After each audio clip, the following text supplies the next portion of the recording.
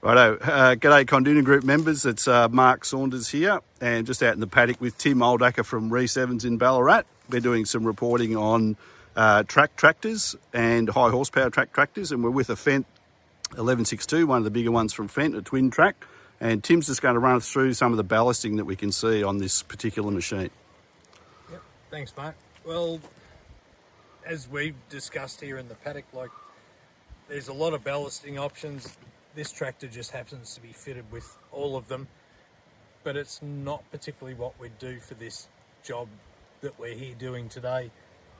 You've got options for front nose weights up to 36 on the front. Yep. Good for certain situations. You've got idler weight options, undercarriage weight options, and now on the 1100s now, you've also got rear hub weights as well. Yep, and we'll just say those the weights above the mid rollers there's a stack that's on the other side of them as well. There's another stack in behind there. So you got 16 per side if memory serves correctly. No worries. And look, as you said, this one's pretty fully ballasted, but pretty important, isn't it, to talk to your dealer and have a bit of a think about the ballasting for what the tractor's actually doing. Yeah, correct. It's the most important thing with the track machine, to get it working right, doing the job you want it to do, and to make sure you're not going to cause damage, unnecessary wear to any part of the machine.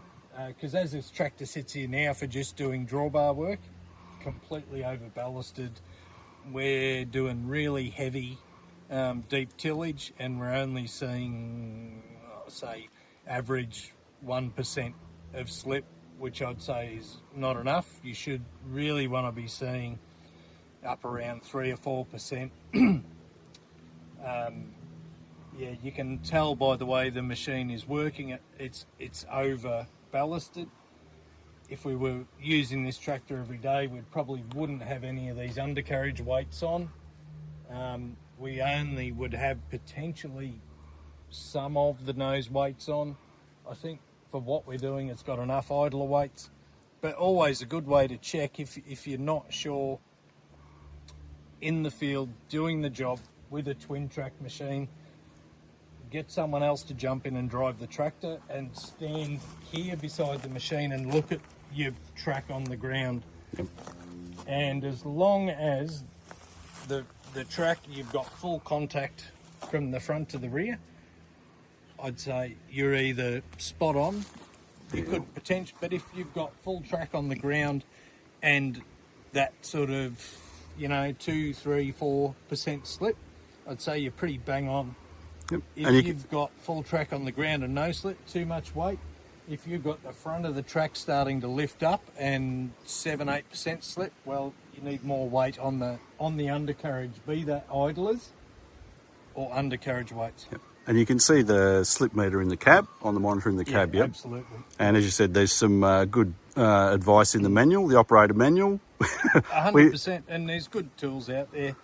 The dealers, your dealer has access to a ballast calculator, yep, which really should be used at the point of sale, not at the point in the paddock.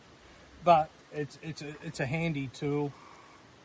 But if you're working with a good dealer, they'll have a good idea from discussions on what you want the machine to do, what the weight package is that's going to suit you based on the machines and situations you have today. Obviously, if that changes, well, you can always add a bit more weight if you need it in future if your operation changes. Yep, it's all about getting the most out of that engine horsepower down to where it counts out the back there, isn't it?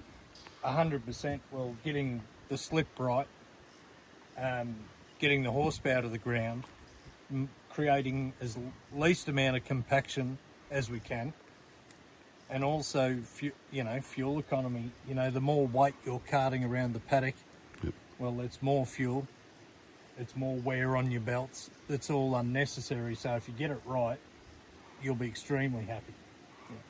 Righto, thanks Tim. Too easy.